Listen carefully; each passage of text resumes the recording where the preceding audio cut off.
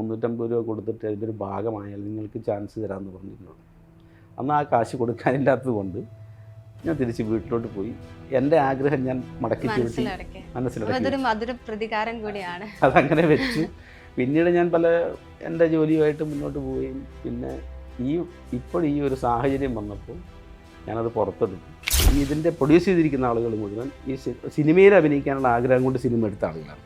സിനിമയിൽ അഭിനയിക്കാൻ സിനിമാ മോഹികളുടെ ഒരു സിനിമ തന്നെയാണ്. സിനിമ തീർന്നതിന് ഒരു 30 മിനിറ്റ് മുമ്പേ തുടങ്ങുന്ന മ്യൂസിക് അതിങ്ങനെ കയറി സിനിമയുടെ എൻഡിലാണ്. ക്ലൈമാക്സിന് ഒരു മിനിറ്റ് മുമ്പാണ് അവസാനിക്കുന്നത്. വളരെ പ്രധാനപ്പെട്ടാണ്. സ്ക്രീൻ പ്രൊഡക്ഷൻ കംപ്ലീറ്റ് ആയി കഴിഞ്ഞിപ്പം നിങ്ങൾ ഇതിനൊരു ബഡ്ജറ്റ് ഇട്ടു. ആ ബഡ്ജറ്റ് കേട്ടപ്പോൾ ഞാൻ എത്തി. അതെ, ഞങ്ങൾ തന്നെ ഞെട്ടി. അതെ, നമുക്ക് ചെയ്യാൻ പറ്റാത്ത രീതിയിലുള്ള ഒരു ബഡ്ജറ്റാണ്. 3 സീൻ വായിച്ചു കഴിഞ്ഞപ്പം എനിക്ക് ഭയങ്കര ഇൻട്രസ്റ്റഡ് ആയി. കാരണം എഡിറ്റിങ്ങിന് ആദ്യത്തെ 3 സീൻ തന്നെ സിനിമ കാണുമ്പോൾ അറിയാം. ആദ്യത്തെ 3 സീൻ ഭയങ്കര ഇൻട്രസ്റ്റിംഗ് സീനാണ്. പ്രേക്ഷകരെ പിടിച്ചിരുത്തും. ആ 3 സീനിൽ തന്നെ എഡിറ്റിങ്ങിന് ഒരു പാറ്റേൺ സ്ക്രിപ്റ്റ് വായിച്ചപ്പോൾ തന്നെ എനിക്ക് മനസ്സിലായിരുന്നു. അതിനുശേഷം ഈ കഥയുടെ പൂർണ്ണരൂപമായി കേട്ട് കഴിഞ്ഞു. പൂർണ്ണമായിട്ട് ഈ കഥ കേട്ട് കഴിഞ്ഞ് കഴിഞ്ഞപ്പോൾ ഞങ്ങൾക്ക് തോന്നി ഇത് ഇവിടെ നിൽക്കുന്ന സാധനമല്ല, ഇത് വേറൊരു ലെവലിലേക്കുള്ള സാധനമാണ്. ഇതത്ര ചെറുതാക്കി എടുത്തിട്ട് കാര്യമില്ല. ഇന്ന് നമ്മോടൊപ്പം ഉള്ളത് ഏപ്രിൽ 18-ന് റിലീസിനെത്തുന്ന ഹത്തന ഉദയ എന്ന സിനിമയുടെ അണിയറ പ്രവർത്തകരാണ്.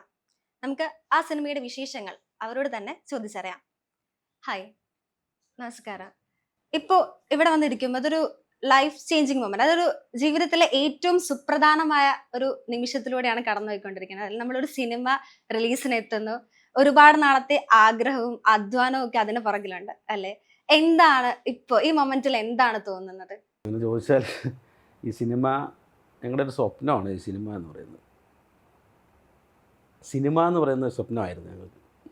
പക്ഷേ ഈ സിനിമ എന്നിലേക്ക് എത്തിപ്പെട്ടത് അവിചാരിതമായിട്ട് വന്നുപെട്ടതാണ്.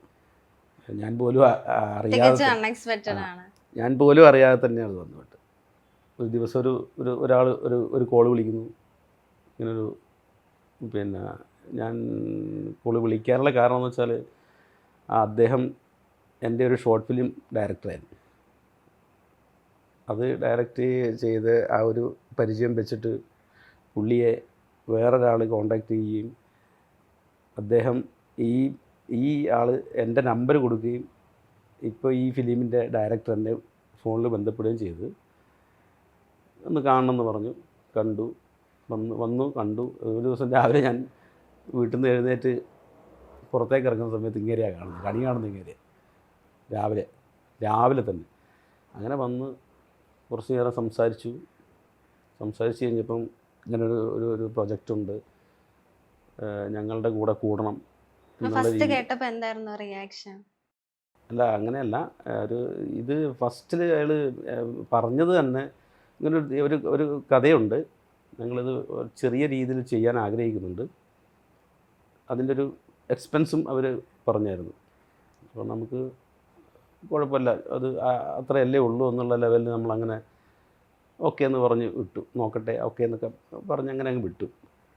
അതിനുശേഷം ഈ കഥയുടെ പൂർണ്ണരൂപമായി പൂർണ്ണമായിട്ട് ഈ കഥ കേട്ട് കഴിഞ്ഞപ്പം ഞങ്ങൾക്ക് തോന്നി ഇത് ഇവിടെ നിൽക്കുന്ന സാധനമല്ല, ഇത് വേറൊരു ലെവലിലേക്കുള്ള സാധനമാണ്. ഇതത്ര ചെറുതാക്കി എടുത്തിട്ട് കാര്യമില്ല എന്നുള്ളൊരു തോന്നൽ ഞങ്ങൾക്ക് വരികയും ഞങ്ങൾ ഇതൊരു പ്രൊഫഷണൽ ടീമിനെ ഏൽപ്പിക്കുകയും ചെയ്തു പ്രീ പ്രൊഡക്ഷന് വേണ്ടിയിട്ട്.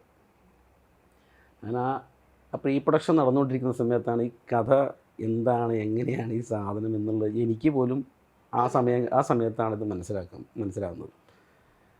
അങ്ങനെ വന്ന് പ്രീ പ്രൊഡക്ഷൻ കംപ്ലീറ്റ് ആയി കഴിഞ്ഞപ്പം ഞങ്ങളിതിനൊരു ബഡ്ജറ്റ് ഇട്ടു. ആ ബഡ്ജറ്റ് കേട്ടപ്പോൾ ഞാൻ ഞെട്ടി. അതെ, ഞങ്ങൾ തന്നെ ഞെട്ടി. അതെ, നമുക്ക് ചെയ്യാൻ പറ്റാത്ത രീതിയിലുള്ളൊരു ബഡ്ജറ്റാണ് വന്നത്. അങ്ങനെ വന്നപ്പോൾ സാധാരണ ഇതുപോലുള്ള സിനിമകൾ ശരിക്കും പറഞ്ഞാൽ ഒരു സ്റ്റാർ ഉണ്ടെങ്കിലാണ് അത് ആ ലെവലിലേക്ക് എത്തിപ്പെടുക. അപ്പോൾ അതിന് മാത്രമുള്ള സാമ്പത്തിക ശേഷി ഞങ്ങളുടെ കയ്യിലില്ല. ഞങ്ങളൊരു 4-5 പേരാണ് ഇതിൻ്റെ പ്രൊഡ്യൂസേഴ്സ് ഉള്ളത്. ഓക്കെ, 5 പേര് കൂടെ കൂടി ചെയ്തൊരു പരിപാടിയാണ്. അപ്പോൾ ഈ 5 പേർക്കും അത്ര വലിയൊരു ഇതിലൊന്നും പോകാൻ പറ്റുന്നൊരു സാഹചര്യമല്ല. ഒരു പാഷന്റെ പുറത്ത് മാത്രമല്ല, ഇതിന് അഭിനയിക്കുക എന്നുള്ളൊരു ഭയങ്കര ഒരു താല്പര്യം ഞങ്ങൾക്ക്. ഇതിന് മുമ്പ് ഒരു സംഭവം എന്ന് വെച്ചാൽ, ഈ 40 വർഷം മുമ്പ്, ഒരു 40 വർഷം മുമ്പ്, എനിക്കിപ്പോൾ 55 വയസ്സായി, 40 വർഷം മുമ്പ് എനിക്ക് സിനിമയിൽ അഭിനയിക്കണമെന്നൊരു മോഹമായിട്ട് ഞാൻ ഒരു പത്രപരസ്യം കണ്ടിട്ട് ഫോൺ വിളിച്ച് സംസാരിച്ച്, അപ്പോൾ എന്നോട് പറഞ്ഞു, വരാൻ പറഞ്ഞു. മലപ്പുറം ഡിസ്ട്രിക്റ്റിൽ പാണ്ടിക്കടവ് എന്ന് പറഞ്ഞ സ്ഥലത്ത് ഞാൻ ചെന്ന് കഴിഞ്ഞപ്പോൾ ഞാൻ ആ ഇൻ്റർവ്യൂവിൽ പങ്കെടുത്ത് കഴിഞ്ഞപ്പോൾ എന്നോട് അന്ന് 40 വർഷം മുമ്പ് പിന്നെ അതിൻ്റെ ഒരു ഭാഗമാവാൻ എന്നോട് പറഞ്ഞു. സാമ്പത്തികമായിട്ട് സഹായിച്ചിട്ട് 350 രൂപ കൊടുക്കണം. അന്ന് 350 രൂപ കൊടുത്തിട്ട് അതിൻ്റെ ഒരു ഭാഗമായാൽ നിങ്ങൾക്ക് ചാൻസ് തരാമെന്ന് പറഞ്ഞിരുന്നു. അന്ന് ആ കാശ് കൊടുക്കാനില്ലാത്തത് കൊണ്ട് ഞാൻ തിരിച്ച് വീട്ടിലോട്ട് പോയി. എൻ്റെ ആഗ്രഹം ഞാൻ മടക്കി ചുരുട്ടി മനസ്സിലാക്കി പ്രതികാരം കൂടിയാണ്. അതങ്ങനെ വെച്ചു. പിന്നീട് ഞാൻ എൻ്റെ ജോലിയുമായിട്ട് മുന്നോട്ട് പോവുകയും പിന്നെ ഇപ്പോൾ ഈ ഒരു സാഹചര്യം വന്നപ്പോൾ ഞാനത് പുറത്തെടുത്തു. ഞാനിതിൻ്റെ കൂടെ കൂടി വളരെ ഭംഗിയായ രീതിയിൽ ഈ സാധനം ഞങ്ങൾക്ക് ഈ ഒരു പ്രൊജക്റ്റ് നമുക്ക് പൂർത്തിയാക്കാൻ പറ്റിയിട്ടുണ്ട്. വലിയൊരു സ്വപ്നം നമുക്ക് സാക്ഷാത്കരിച്ചു എന്ന് തന്നെ പറയാം. അത് എത്രത്തോളം ആയി എന്നുള്ളത് പിന്നെ പറയേണ്ട പ്രേക്ഷകരാണ്, നമ്മളല്ല. നമ്മളെ കൊണ്ടാവുന്ന രീതിയിൽ നമ്മൾ ചെയ്തു വെച്ചിട്ടുണ്ട്. നമ്മൾ വർഷങ്ങളായിട്ട് ഇപ്പം 40 വർഷങ്ങൾക്ക് മുമ്പ് അത്രയും ഡ്രീം നമ്മുടെ ഉണ്ട്. അത് വളരെ ഒരു എന്താ പറയാ, ഭയങ്കര സന്തോഷം നൽകുന്ന കാര്യം തന്നെയാണ്. അപ്പൊ സിനിമയിലേക്കുള്ള കടന്നുവരവ് അപ്രതീക്ഷിതമായിരുന്നത് പ്രതീക്ഷിതമാണ്. ഈ വരവ് അപ്രതീക്ഷിതമാണ്. അഭിനയത്തിലേക്കൊക്കെ അഭിനയിക്കാൻ താല്പര്യം ഉണ്ടായിരുന്നു നേരത്തെ. ഈ സിനിമയിൽ ഇപ്പൊ വില്ലൻ കഥാപാത്രം ചെയ്തിട്ടുണ്ടെന്ന് പറഞ്ഞു. ചെയ്തിട്ടുണ്ട്. അത് ഒരു പാഷന്റെ പുറത്താണോ അതോ നമുക്ക് പൈസ, ഇപ്പൊ പ്രൊഡ്യൂസറും കൂടിയാണ്, അപ്പൊ പൈസ ലാഭിക്കാൻ വേണ്ടിയിട്ടാണോ? അല്ല, അത് ആഗ്രഹം കൊണ്ട് തന്നെയാണ്. ആഗ്രഹം കൊണ്ട് നമ്മൾ ഇതിനകത്ത് അഭിനയിച്ചിരിക്കുന്ന ആളുകൾ മുഴുവൻ, ഇതിൻ്റെ പ്രൊഡ്യൂസ് ചെയ്തിരിക്കുന്ന ആളുകൾ മുഴുവൻ ഈ സിനിമയിൽ അഭിനയിക്കാനുള്ള ആഗ്രഹം കൊണ്ട് സിനിമ എടുത്ത ആളുകളാണ്. സിനിമയിൽ അഭിനയിക്കാൻ സിനിമാ മോഹികളുടെ ഒരു സിനിമ തന്നെയാണ് എല്ലാവരും. അതിനകത്തിരിക്കുന്ന പ്രൊഡ്യൂസേഴ്സും അതിൻ്റെ ഇതിൻ്റെ ഡയറക്ടർ പോലും സിനിമ ചെയ്യണമെന്ന് ആഗ്രഹിച്ചുകൊണ്ട് ചെയ്തൊരു ഡയറക്ടറാണ്. പിന്നെ ഇതിൻ്റെ ചീഫ് അസോസിയേറ്റും ഉണ്ട്.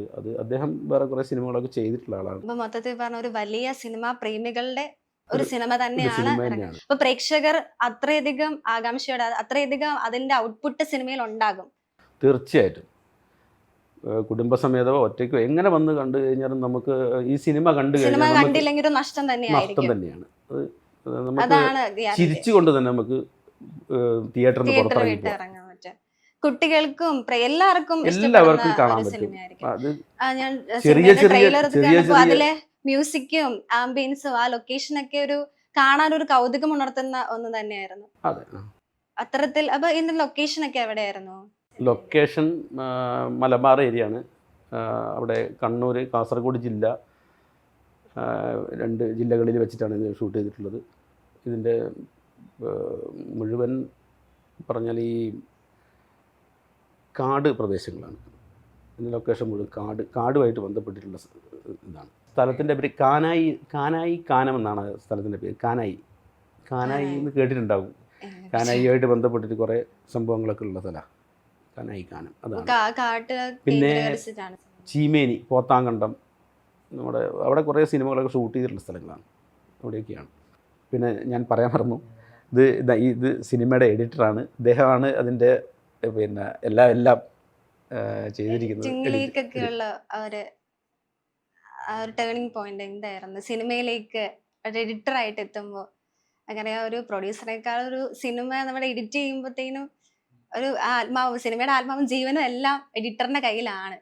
അപ്പൊ എങ്ങനെയാ അതിനെ നോക്കി കാണുന്നേ? നമ്മുടെ ഈ സിനിമയുടെ ആണോ? ഫസ്റ്റ് സിനിമ ഏതായിരുന്നു? പ്രണയവിലാസ് ആയിരുന്നു. അപ്പോ ഇത് ചേട്ടന്റെ എത്രാമത്തെ സിനിമയാ? മൂന്നാമത്തെ സിനിമയാണ്. മൂന്നാമത്തെ സിനിമയിൽ എത്തി നിൽക്കുമ്പോൾ ഒരു എഡിറ്റർ എന്ന നിലയിൽ എന്താ തോന്നുന്നത്? എൻ്റെ അടുത്ത് ഈ സിനിമ എൻ്റെ ഡയറക്ടർ വിളിച്ചിട്ട് പറഞ്ഞു. അപ്പോൾ കുറച്ച് പേര് ചേർന്ന് എടുക്കുന്ന ഒരു സിനിമയാണ്, അഭിനയിക്കാൻ ആഗ്രഹമുള്ളവർ ചേർന്ന് ചെയ്യുന്ന സിനിമയാണെന്ന് പറഞ്ഞു കഴിഞ്ഞപ്പം യൂഷ്വലി എനിക്കൊരു ഡൗട്ട് ഉണ്ടായിരുന്നു, ഇത് എന്തായിരിക്കും, സാധാരണ പോലെ ചെറിയ സിനിമയാണോ?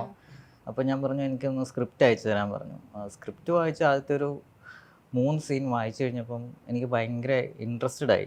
കാരണം എഡിറ്റിങ്ങിന് ആദ്യത്തെ 3 സീനിൽ തന്നെ സിനിമ കാണുമ്പോൾ അറിയാം ആദ്യത്തെ 3 സീൻ ഭയങ്കര ഇൻട്രസ്റ്റിംഗ് സീനാണ്. പ്രേക്ഷകരെ പിടിച്ചിരുത്തും. തിയേറ്ററിൽ. ആ 3 സീനിൽ തന്നെ എഡിറ്റിങ്ങിന് ഒരു പാറ്റേൺ സ്ക്രിപ്റ്റ് വായിച്ചപ്പോൾ തന്നെ എനിക്ക് മനസ്സിലായിരുന്നു. പിന്നെ അടുത്ത് എനിക്കൊരു ഡൗട്ട് ഉണ്ടായിരുന്നത് ഇത് ഷൂട്ട് ചെയ്യാൻ ഇവരെ കൊണ്ട് സാധിക്കുമോ, ആരായിരിക്കും DOP. അപ്പോൾ ഞാൻ പിന്നെ ഡയറക്ടറിനെ വിളിച്ചിട്ട് ചോദിച്ചു, നിങ്ങളുടെ ബഡ്ജറ്റ് എത്ര, പടത്തിന് വേണ്ടി ബഡ്ജറ്റ് ഇട്ടേക്കുന്നത് എത്ര ഉണ്ടെന്ന് ചോദിച്ചു. അപ്പോൾ അവരൊരു ബഡ്ജറ്റ് പറഞ്ഞു. അപ്പം ആക്ടേഴ്സ് മെയിനായിട്ടുള്ള ലീഡ് ആക്ടേഴ്സ് ഇല്ലാത്തത് കൊണ്ട് തന്നെ ആ ബഡ്ജറ്റിൽ ചിലപ്പോൾ നല്ലതായിട്ട് ഷൂട്ട് ചെയ്യാൻ പറ്റും.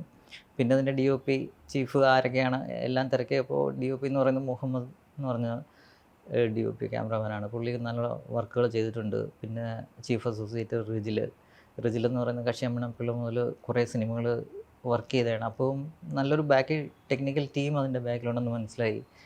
പിന്നെ അതിൻ്റെ മ്യൂസിക്കിനെ കുറിച്ച് പറഞ്ഞു കഴിഞ്ഞാൽ ജസ്റ്റിൻ വർഗീസിൻ്റെ അസിസ്റ്റൻ്റായിട്ടുള്ള സാൻജി എന്ന് പറഞ്ഞ ആണ് ചെയ്തിരിക്കുന്നത്.